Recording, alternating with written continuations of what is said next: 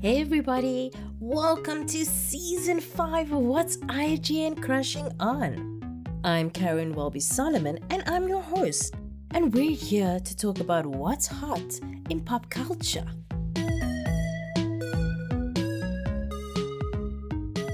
Welcome to episode 11 of What's IGN Crushing On season 5. I'm Caryn Solomon and I'm joined once again by Leanne Phillipson. Say hi, Leanne. Hi, Caryn Ann. How's it going? Good, and you? Yeah, no, all good, all good. Today on the show, we were joined by Trix Vivier. She is the renowned South African actor. She has been in Legacy. She's been in Trackers. She's been in a lot of other things. And she's currently in the KykNet drama Fraksie. I've actually been a fan of her since I watched Trackers because she's amazing in that show. Like honestly, I really like that show, number one. But anyway, if anybody listened to my interview with Sasanda Hina also like ranted about Trackers and to a point where he was like, okay, Caryn, we know you like Trackers. But but yeah, she's here to talk about her new show Fraksie, which is on Tuesday evenings on KykNet as well as on DSTV now. So Fraksie, let me just give y'all a little bit of a backstory. 3 friends who went to high school together in Kimberley: Skulk, Rihanna, who's played by Trix, and Tim. And the 3 of them go back for their 20-year reunion. All's fun and games, and but like the 3 of them were nerds, and it's just kind of cool to see how they interact and how the whole I love it when a show has a reunion in it. Like I just like people dealing with their past selves and like old crushes. Always good for me. Like the After Party, love that show. Romeo and Michelle, anything with the reunion. So anyway, they all go back to Kimberley for the reunion and they meet up again. They had obviously lost touch over the years, and at the point they're in, Skulk is like a big time investor in Stellenbosch. And Tim is a professor at UP, I think, one of those like Gauteng universities. He's a computer science professor, and Jan is like a big shot lawyer, also recently moved to Stellenbosch. And then what happens is Tim builds this amazing banking app, which is going to revolutionize like the way banking is done in South Africa. And he shows it to some people. One of them being Skulk, and Skulk was like, this is amazing, I'm going to invest in it, I'm going to run your business for you, we're going to go big. And Yana comes in, so Tim quits his job as a professor and he moves to Stellenbosch, and Yana comes on board as the lawyer. But this all sounds really simple. Girl, it was not. The amount of scandal there was in that first episode, I was like, oh my gosh. Like, I think I've said this before, but I'll say it again. Fraksie was one of the best Afrikaans series I've seen in a long time, in years. The way it's put together, the writing is so tight, brilliant. The characters are all like so rich and so scandalous, and they each have like a dark side, but you also really want to root for them. Like I was shocked at myself. Like Skalk is this Afrikaans white guy who's done all these dubious dealings in Stellenbosch, like amongst all this like kind of like Stellenbosch mafia vibes. But I was still like, but shame, man. And I'm still like, I want Skulk to do well. I don't want anyone to find out about this nonsense he's catching on. I want him to trick his way through life. And I was like, that's how well these characters are written. Tim is this sweetheart guy who just recently got married, and he's just like the nicest man ever. And then Yana also does this very like problematic thing in the first episode. But I was like, she's my girl though. Like, I will follow her to hell.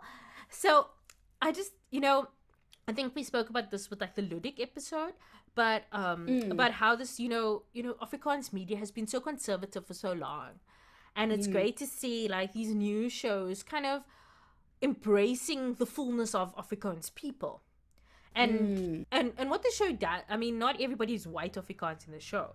I mean, it's Afrikaans people across races, and it's done really well. And like Diane Lawrenson said, she's like, we aren't telling the opposite of conservative. We're telling how people are, and this is what Fraksie feels like. It feels like real people doing real things, and we're just along for the ride. So if you guys are looking for a tight, well written, good South African drama that's got to do with sex, corruption, friendship, all of those different things, you know, you should check out Fraksie. You can catch up on all the episodes on DSTV right now.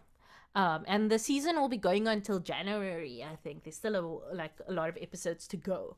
Oh, wow. But before we get to that interview, there has been some scandal on the internet in South Africa this past week, and we would be amiss if we didn't talk about the Matthew Booth saga. I mean, you had to be specific about which scandalous internet thing, because I'm like, between Sage Lounge and Sonia Booth, and my Twitter timeline has just been very lit in SA. Just too much to keep up with. A wise man once said, South Africa is like a movie. And my favorite. It is a series. Every day there is a new drama. And this just proves it. So, former Bafana Bafana player Matthew Booth, wife Sonia Booth, recently exposed his infidelity on Instagram and on Twitter by making like a series of posts where she revealed certain areas and what happened and what she had discovered from receipts, from her car tracker, from Instagram, from her PI. She did the full Law and Order detective search, and it was amazing. She left no stone unturned. So I mean, there's so much that happened, and I would suggest that if you're interested in the story, to go read everything on Sonia Booth's Instagram. But I mean, just like basically, she accused Matthew of cheating on her with this woman Bongani, who is also married. And Sonia and Bongani's husband Klaus met up and had a bit of a conversation. But the biggest, the most scandalous part of the story, I mean, it's all scandalous, but the part that was like, that made everybody clutching their pearls, was Matthew, in the middle of the night, the day before their son's birthday, Matthew had bought all these ingredients for cheesecake. So Sonia and the kids were like, oh yeah, Dad's making cheesecake for the kid's birthday the next day. Nee. They woke up the next morning and there was no cheesecake. And it was a baked cheesecake. So you know that takes a lot of time. No cheesecake, and the Tupperware was gone. And there was not a crumb to be found. Do you know what? I actually, so my colleagues and I were chatting about this, because obviously I went to work the next day, and I was like, guys, the cheesecake. And everybody knew what we were talking about, and we all had our own conversation around it. And it's fascinating, because if you read, firstly, her social media rollout was flippin' flawless, amazing. But if you read the stories, she was clearly in contact with Bongani before, because she kind of, in one of it, she's like, I called you to cancel because it's our son's birthday, and I told you that if you didn't, I would expose you. So I'm like, okay, so she clearly knew about it, and Bongani knew she knew, and they were all fine. But it was the cheesecake that broke the camel's back. If he hadn't taken the cheesecake, if he hadn't baked the cheesecake and then disappeared with it, would we be here? Do you know? I feel like that was one step too far. And if he had baked the cheesecake and not taken the Tupperware, then maybe we wouldn't be here. But yeah, it's just no. It was too so much. It was so funny when the video of her going into Klaus's house and talking to the helper and saying why did you just put the cheesecake just so in that small? Does it look nice? Oh my gosh, I laughed. I was like, Klaus saying the cake was delicious was actually just too much. Imagine you must find out that the cake you are eating so lovingly was made by Bye. the other person in your partner's life. Oh no, just no. It's so embarrassing. And Matthew has since commented uh, and he made a Mm. statement saying that, he was sad and disappointed by these allegations that his wife made, and and that the fact that their children who are going through exams had to now deal with this too. And he apologizes to Bongani and his whole trust. But also, further than that, like Sonia also made allegations that he was taking money from the children's school fees, and like, It was a lot. It was too much. I think also what I appreciated about stuff like this is firstly, okay, horrible situation, and it's terrible that I mean, we can sit here and we can laugh about it, just the way it unfolded and whatever. For them, I think there's obviously a lot that needs to be dealt with. And in saying that, though, one of my favorite things is the way the internet reacts and like how people went to go find receipts. So like, I mean, Sonia had all the receipts, but then people went to go find other receipts. So someone went back in the timelines and they were like, yo, but Bongani was commenting on all his posts. yeah. For like months, she was all up in the comments on his posts. And then they found one where he baked a cheesecake for Sonia. Like it was clearly his thing of like he bakes cheesecakes for people he loves. And so I was just like, that made it worse. Like that other people like found stuff, but also South Africans need to stop. Like we are too good at laughing at traumatic things. Like, I don't know, man. It was so funny when he posted happy birthday to his son, and Bongani comments, and she also says like happy birthday, and then people were commenting on her, like commenting, they were like, you ate his cheesecake.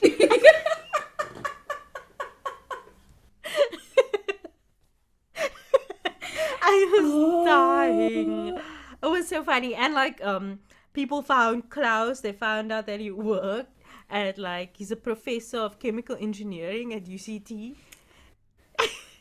And The deductions that like perhaps she married her professor because like how did they meet based on timelines? Did you see that one? no, I didn't see that one.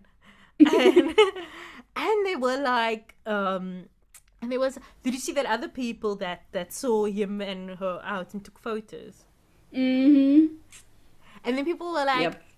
why did you take photos? They're like, he's a famous guy. I feel like in this day and age, it's kind of a given that if you are doing bad things, chances are you are going to be In public especially.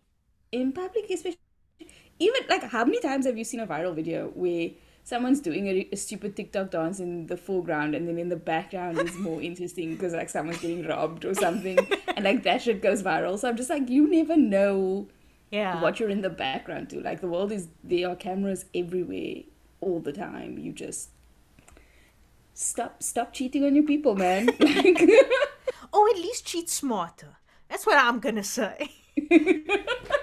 maybe bake 2 cheesecakes. Yes, that's what Maybe I'm saying. don't bake a cheesecake. But they were saying like you can see he's broke because instead of giving her money like a good like sugar daddy, he baked her cheesecake. Shame. But yeah, so that was the biggest scandal in our SA news. But in slightly not as nice news, Johnny Depp walked the runway in Rihanna's Savage X Fenty Volume 4 fashion show. Okay, well, he didn't walk the runway. He had like his own special video, which I do not see the point of. I am so flabbergasted by this choice, I must say.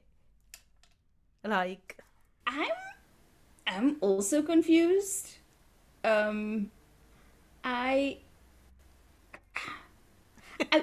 struggling to understand why. So let's take the did he, didn't he out of it, right? Like we're not here to pass that Yeah. judgment. aren't we? I find it no. Because so here's my thing is like the fact that Rihanna generally tries to live her life not being in the limelight or not causing a stir. Like she just wants to live her life, be with Rocky, have a baby, do her businessy things. Like, she's not trying to be out in the streets with the paparazzi and like making headlines. Like, that's not her vibe, and or at least it hasn't been for the last 10. Well, when did she stop? So it's interesting to me that she would choose to do something that she would know would cause a stir. Like, because even if you're not saying a statement, you're saying a statement. And so I find it, I'm struggling to reconcile what we know about her media habits with this decision. Because surely she knew how it would play out in the media. Like, that's what's baffling to me. You know what's baffling for me? Like, if we take out the didn't he, as you said, it's not like Johnny Depp was known for being this like fabulous underwear model before. He's not like if it was a fashion icon in any way, shape, or form. Like if it was maybe like Channing Tatum, like someone we've seen in their underwear before. I don't know who. Why couldn't I not think of a male model right now? But like Channing Tatum. I don't know. People that did like Calvin Klein stuff. Yeah. One of those people. If it was one of them, even Mark Wahlberg, then I would be like, you know, maybe, you know, it's a comeback thing with Tyrese. But Johnny Depp, he's not even known for his like lingerie type things. This is not even like a natural place for him to be at. Even if he was like they haven't put Brad Pitt on the runway. Do you know what I mean? Like, or any of the people that I would consider like his genre, like Leonardo DiCaprio.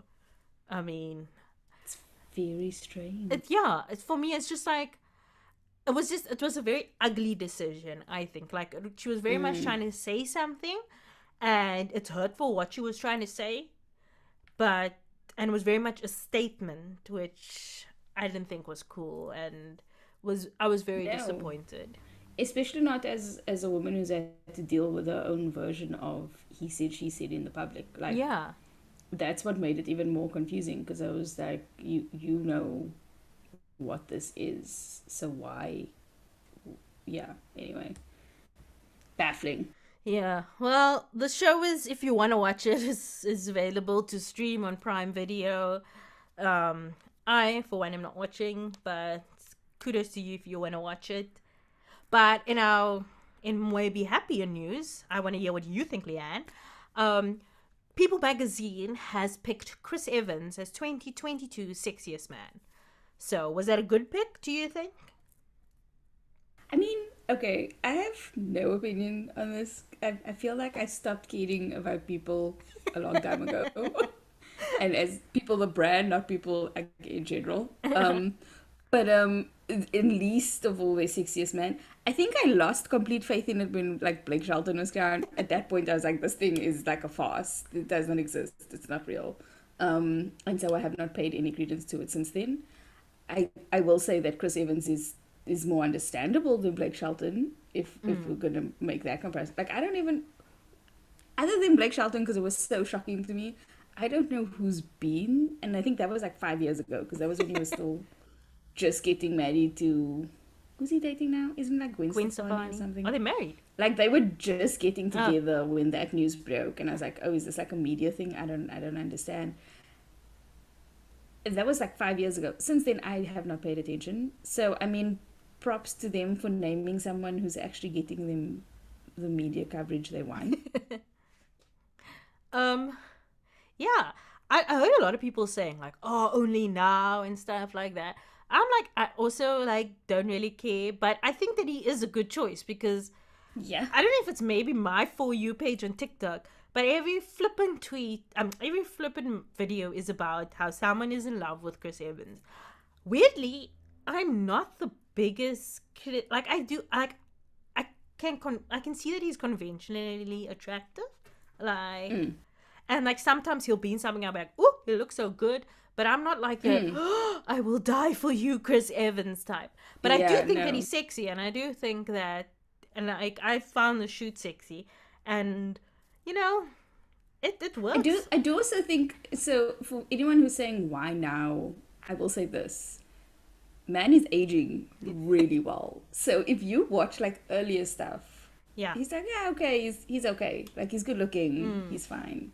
But I do think it's the same as like that, like Brad Pitt, George Clooney. Like there's just the thing about where he's aging into his looks. Mm. And there's a certain level of confidence, and there's a certain level, and then like he's doing different things with this, with the mustache and the styling and the beard and like that's definitely working for him in Yeah. this later era of his life. So I mean, good on him. I mean, last year's Sexiest Man was Paul Rudd. And if you're talking about years too late, I'm just saying. I love Paul Rudd, but I'm like, in 2021. um, That's so funny. so it's like, I don't think it's ever meant to be of the year because I suppose, there's a lot of other people that, they would pick as the most popular.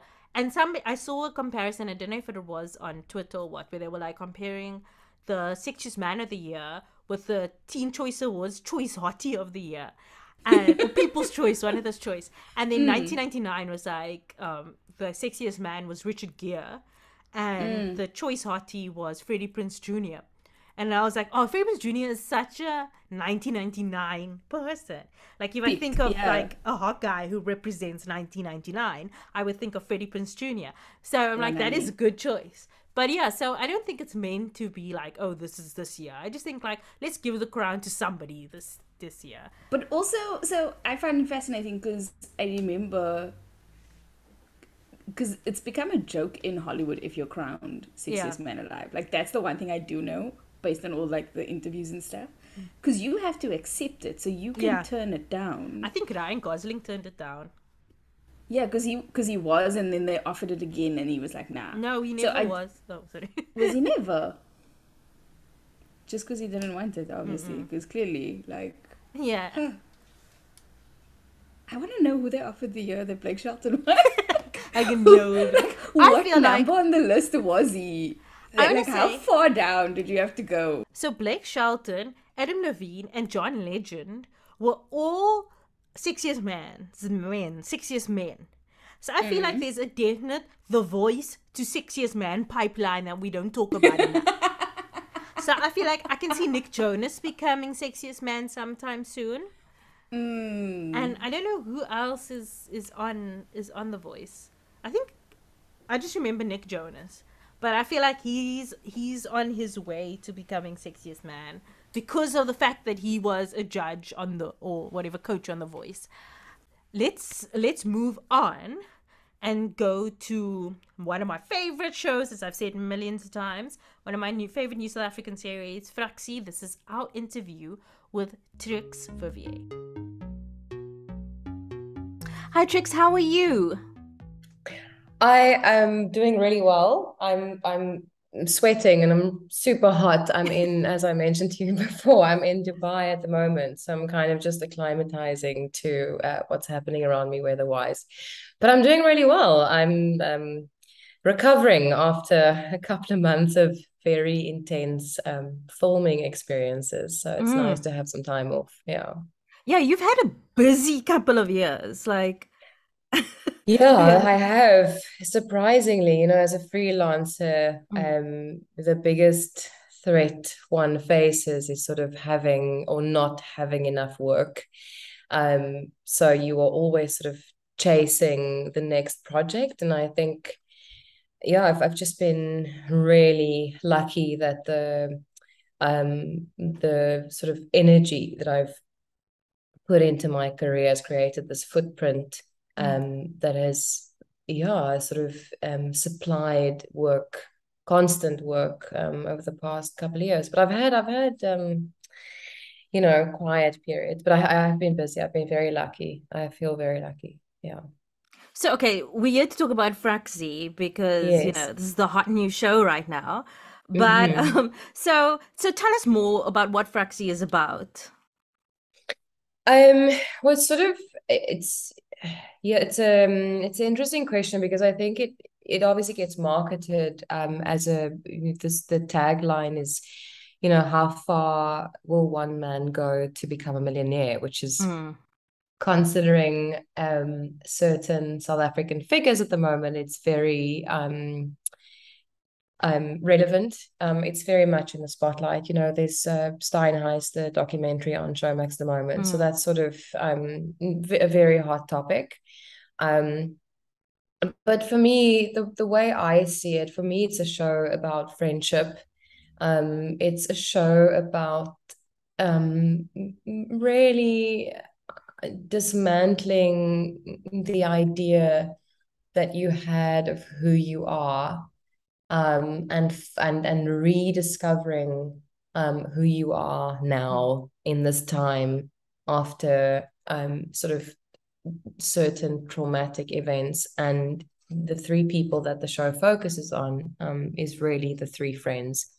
Edwin van der Walt plays Skulk, and Marlo Minar plays Tim, and then myself, I play Yana. And the catalyst is when these three friends meet at their high school reunion, and we find them. There's a sort of this parallel storyline that happens. On the one hand, they find each other and they embark on this journey to design and to market or to bring to market this new banking app.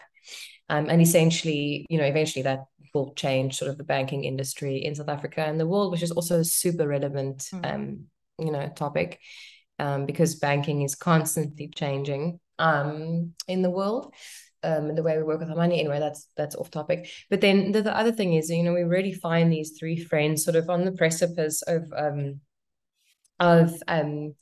changing their what is the English, sort of when you change your skin. And some of I think for Marlo's character, it's sort of by choice, but I think with my character and with Skull's character, it's realizing that the identity you've carried or you've tried to pursue isn't working anymore, and you've fucked up quite badly, and it's time to really sort of life is forcing this cathartic process on you where you have to change your skin, because otherwise things are falling apart, and if you don't adapt and find a new identity, then you're not going to make it. That's a really sort of long answer, but for me, that's the way I saw the script, and that's how or why I was attracted to the story in the first place, and why I fell in love with my character, and why I said yes to the project. But on the outside, sure, it is about this guy Skulk, and the tagline is quite spot on. How far will he go, and how many people is he willing to deceive in order to get what he wants? But I think that's also applicable to the other two friends, my character and Tim's, Marlo's character, because we do also we make certain decisions. Everybody saw in episode 4 that that there's Yana, she corporate blackmail Skulk into getting some shares in the company, because he lied about funding that he had available that he didn't have available, and then she saw a gap there because she's at a financial loss because she's going through a divorce, and so she's covering for her child. And there's so it is that interesting question of what will you do in order to not only survive but to thrive in your personal and family life. Yeah. So you actually answered about a whole lot of my questions. You have to press the stop button. No, it's fine. Firstly, none of you guys look old enough to be 20 years out of high school, let me just say. So I'm actually the closest to the ages. So, well, thank you. I will take the compliment. I will. Thank you for a sleep-deprived mother. Thank you so much. So my character, I play 37. I'm almost 35, so I'm actually the closest to the script age, but I tend to agree with you. Yeah. Because when what's the question? It's just a point I was making. Oh, right. So how was Yana different to the characters, in your opinion, that you played before? Good question. So I'll start by answering that's also what motivated me to do the show is I really consciously choose or pursue diversity in my work and in the characters that I choose. because sometimes it's hard for directors and producers to, unless they have a good eye, to sort of imagine you doing something that you've never done before. So I really try to choose characters that are um, chalk and cheese, completely different from one another. But it's not only to show diversity, I also find it more challenging and more interesting to venture into, different aspects of my being and my humanness. It's creatively more challenging as an actor to try different things. But Jana, firstly, I've never played a lawyer before, so that was firstly just, that as a sort of a undercurrent of who she is, but not completely, because your job never solely defines you. But the thing that drew me to Jana was so when I got offered the job, I was sent the first 3 episodes. And there's a scene in episode 3 where so her husband finds her with this other man. She has this an affair. She's been commuting because she got this huge job offer in Cape Town. Her family lives in Johannesburg. She's very lonely. She's the main breadwinner. Da da da da da. She has an affair. Her husband finds her, but then there's this conversation that happens. The first proper confrontation that happens between her husband and herself, where she says to him that he had delusions about what it means to be the male counterpart in a marriage and in a family, and in life it doesn't always work like that, and it's not her fault that he feels emasculated in the way that he does. That's not her fault. That's not her responsibility. And I found that so interesting because I've never gotten to say those lines or have that kind of a conversation on Afrikaans television, which is my mother language. I'm first language Afrikaans. And I thought that is something I'd love to venture into. We've never also, it's not so much on the forefront of the story, but I do think the template that they use for Jana, my character, the husband, beautifully played by Sean Marco Foster, and then our child, Amy Rezane, she's a brilliant little actress. Looking at the inverse of gender roles within a marriage, then there's the infidelity, the affair, there's this child, and there's really looking at how do you manage that in today's society? How do you move on from that? And the script really delves into the gray area of that, like both the pragmatic side of it, but also the emotional side, and how hard it is to. And you must remember they were married when I think they were 21, and I think she was like 23 when she had. No, hold on, she was. No, they were young. They were married very young, but she was 28 when she fell pregnant. And it really sort of, threw a spanner in the works in terms of a career. Anyway, my point that I was trying to make is that I was drawn to the character because of that. That's the scene I read first, and I thought that's really interesting because I haven't had the chance to have that kind of conversation in my own language on TV. But then secondly, the way that we delve into and show the falling apart of this little family, but then also the way that they recover from that, which I found super interesting. And I wanted to do that. I haven't done that before, so yeah. I'm actually quite excited to see that because I've seen what's available, but like up until Emmy finds out, and I kind of want to see how. Yeah. Oh, so you haven't seen the part where they? Oh, right. Okay. No, so no, I've seen them. Did you see last? Yeah, last one. No, last one, right? Yeah, okay, I have seen what happens afterwards, but I mean, I haven't seen like the full. Yeah. But I'm quite interested to see what happens. But you and Sean Marco Forster were just playing siblings in Legacy. I know. How was that kind of show? How did that? Yeah. Talking about being versatile, right? But it shows you guys also had like a close bond. Like, you have that kind of, you can see you have a history. Yeah. Well,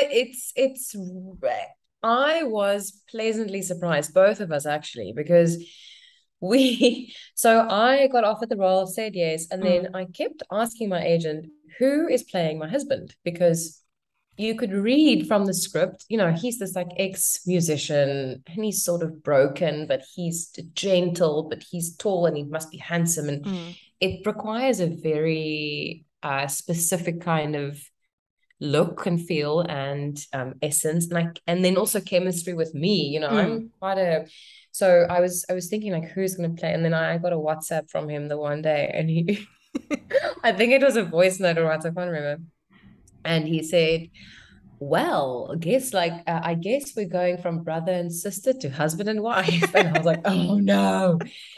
And he said, yeah, he thinks he needs to have a phone call with the producers because he doesn't know how is this. So we were both a bit worried, to be honest, because we not only did we work together as brother and sister, so there was this really him and myself and Sean and David Menard on Legacy, we really became like a little family. We were brother and sister. There was this like brotherly, sisterly, like, banter. And it's not a platonic love relationship, a sibling relationship, but it's not a romantic one either. So there's quite a shift that needs to happen to go from being believable as brother and sister to being believable as husband and wife, where it goes from a romantic sibling relationship, but now you have a romantic sexual marital relationship, if you will, if you want to call it like that. And we weren't sure how we were going to do that crossover. But I just said to him, look, the director and the producers know what they're doing. They obviously, they know what they're doing. We have to trust them, and then we have to trust our own ability as actors. Because I said to him on the phone, like, that's what we do. We are actors, and we need to be able to make that switch. And let's use what we already have, what we've already sort of mined between us, and then see how we can. And then I must give a lot of credit to our intimacy coordinator, Kate Lash, who did various workshops with us to create and to foster a sort of a romantic camaraderie between the two of us, and also excavate a space where a romantic life, or actually the destruction of a romantic life, could live, where we could access that within our relationship. And she really helped us to get there, which I'm super grateful for. And I think in the end, to be honest, I think it reads lovely. I really think it works. Because if you look at the relationship between Yana and her ex-husband, the reason also for the affair is that the relationship in many ways did become platonic, and that of a more practical, a pragmatic relationship, more than it was one of support and emotional understanding and compassion, and sex. There was no sex, for a long time. So I think in that sense, it actually serves the story really well. Yeah. Weird, but hey. Yeah. It's like one thing that I learned at like Varsity and stuff, they were like, in order to show a couple going through divorce, the audience has to believe that they were once in love. And I kind of like, when watching the show, I was like, I understood, like I could see that kind of connection between the two of you. So it's like when you were rooting for them to get back, for you guys to get back together, so was I. I was like, I don't even know this man, but I want you guys to get back together. Yes, that is an amazing observation. And it's interesting because I didn't even think about it in that way, but now that you say it, it's actually so true. And I think I didn't think about it because we came to the show with that history already, because we had worked together for so long. So that's amazing. I'm going to say that to him. I didn't even. Honestly, maybe it did cross my mind, but I didn't think about it in that way. But you're so right, and you can see it between the two of us, I think. there's a lot of stuff and a lot of story between us. That's so beautiful that you made that observation. I was very invested in the Rihanna plot. Oh, I am very invested in it. Yeah. So obviously you've worked with a lot of the cast before, but is there anyone that you worked with for the first time in this that you? Oh yeah. Well, that was also the other thing why I wanted to do it, because I love working with new people. It is a thing for me. I try and work with as many new actors as I can, just to, be challenged in different ways and to experience the unexpected in a scene. And sometimes when you get to know people, you sort of know how they work, so you know what to expect, and then you fall into a pattern of repetition. But I haven't worked with Edwin. I mean, I've worked with Edwin on 2 shows, but not in a sort of at this intensity of contact in terms of our storylines. And I've never worked with Marlowe. And I just think he's one of the best actors. He has so much depth to him. And I've always wanted to work with him. So also part of the reason why I wanted to do the job is because I haven't worked with the 2 of them. And I really wanted to. So yeah, it was just such a good experience. Yeah. What do you think will surprise the audience the most when watching, Fraksie? Oh gosh, I don't know, because I'm saying I don't know because I don't know who the audience is. Okay. Who are they? I mean, they're young. I don't know who's watching, but I suppose it's a tricky question to answer, because to know what will surprise them, you have to know who they are. Do you know what I mean? I must say, sorry, if you want to give an answer, the end of episode 1 shook me so much. What was the end of it? What was when Skulk goes off with the girl at the reunion? Oh yes, yeah. That I've watched enough Afrikaans television to think, oh no, everything will be fine. He'll go back to his wife. No. Yeah. Well, I think in saying that, I think perhaps the ease with which the characters fluctuate between personalities and what they like, how quickly their moral compass will change from north to west. I think that because they're very well defined. Skulk is defined as this family man who wants to buy the big house, but then he goes shoops and he just changes. His compass just swings. It does a complete 180. I think that's one thing that will, I mean, like my mother watched the episode where I blackmailed Skulk into getting shares in the company, and she also said she didn't see that coming at all. Yeah, so I think the pace at which the characters sort of wear different masks, if you will, I think that will maybe surprise the audience. And I think in a way the dirt of the financial sector. I think you do see and read a lot of stories in the news, and people listen to podcasts, but I think seeing it like that on screen makes you realize how there's a line in episode 1, Skulk's mother-in-law says, she says in Afrikaans something to the effect of money is dirty, it doesn't matter where it comes from and where it goes, but it's dirty. And I think it is something that ultimately corrupts. So yeah, I don't know. Brilliant answer. Yeah. Okay, so just to end off, okay, this is our one maybe a little bit personal, but who was your first celebrity crush? It was Heath Ledger.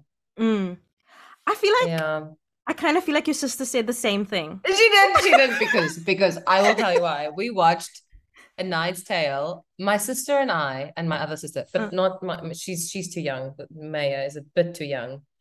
Leah and I can act out that we know the entire script, the entire screenplay. and we can play all the parts. That is how many times we have watched A Knight's Tale. And I will admit this, and it's super embarrassing, but I was genuinely sad when he passed. It was really sad, but on a more I really wanted to marry him. I wanted to marry Heath Ledger. Yeah. You actually kind of look a little bit like Michelle Williams. Like Thank you. Oh my gosh, that is probably the biggest compliment because she's one of my she's a big influence on me. she's a beauty. But yeah, maybe with a new hair. No, Heath Ledger, without a doubt. And to be honest, in that film, Shannon Sossamon, I think is her name. I equally crush on her just as much. And I'm Leah said the same. But she's yeah, I mean, I could have gone either way, to be honest. Yeah. And I understand both. Thank you so much, Trix. This was an amazing chat. I love the show. Thank you.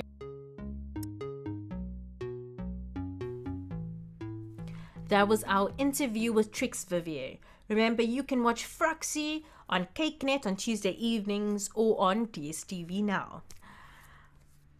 So, back to our favorite section of the week. Leanne, what have you been crushing on? I have been crushing on Rosaline. It is a movie. It's on Disney Plus. It is a really good adaptation or telling of Romeo and Juliet from a different perspective. So it's told from the perspective of Rosaline, who's Juliet's cousin, who technically was involved with Romeo first. But it's done so well. What's the word for it? You used it the other day because it's a period piece, but they use modern language. Oh, okay. Anyway, well, it's a period piece, but they use modern language, so she's using modern slang, and it doesn't have like the prose and all of that of Shakespearean era language. So it's actually done really well, and the cast, I don't think I recognized anyone in it, which was really refreshing. So like no preconceptions, but it was so good. It was funny and it was emotional and it was like a really good rom-com. A little bit predictable, like you know what's going to happen, but perfectly good comfort rom-com that's executed really well. And there's parts of it that have actually stayed with me post. So there's substance there. It's not your typical Hallmark cheese, which is fantastic. And you, what have you been crushing on? And can we say that the guy in there is so hot? Oh my gosh. Bro. Okay, but firstly, did he not just remind you of like a young Oscar Isaac? Yes. But I have good taste, so... He's such good taste. He was Sean Teal, I think his name is. The scene where he's like topless and she's like, you need to put on a shirt. He's like, why? I loved it. But yeah, he's so hot. So me, also kind of maybe sticking to the period drama, I recently watched Emily, which is the film about Emily Dickinson. Emily Dickinson, what nonsense. Sorry, Emily Bronte. Emily Bronte. It's written and directed by actress Frances O'Connor. And it's not like, if you know a lot about the Brontes' history, it's not exactly true what happens. It's like a Shakespeare love type version of Emily Bronte. But it was so devastating. I honestly was crying in that movie. I walked out. It's like the most beautiful gothic tragic romance. Like, oh, wow. I loved it so much. Like, it spoke to all the darkness inside of me. And I walked out of the movies and I was like visibly haunted. Like, I was walking around the mall like with like in a daze. Exactly. Oh, I love that. I was like, I didn't say any. I got up. I didn't say anything. I walked out of that movies and I was just silent walking around. I dreamt that night about Emily Bronte. That's how much it was. I loved it. But yeah, so it stars Emma McKay, who everybody will know from Sex Education, and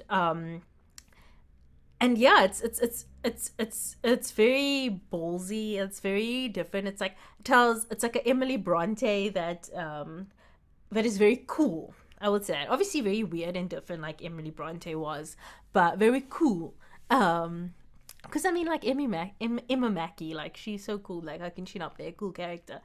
But I just think it was done really well, and yeah. So that is what I'm crushing on this week. It's currently in cinemas. If anybody wants to watch it as well. But thank you everybody for listening. We'll be back next week with a new episode. Me, you can find at Caryn Welby on Instagram, at Caryn Welbys with an S on Twitter, and sign up for my newsletter, Wildest Dreams, at wildestdreams.substack.com. The podcast can be found at Crushing On Pod on Twitter, Instagram, Facebook, and TikTok. You can find us at What's IGN Crushing On YouTube, and you can find more information about this and all our other episodes on our website, crushingonpodcast.com. Send any feedback to mail@crushingonpodcast.com, and you can send us voice notes at +27 78 362 2566. Join our Facebook group, Crushing On Club, where we chat about the show, celebrity news, recommendations, the whole shebang.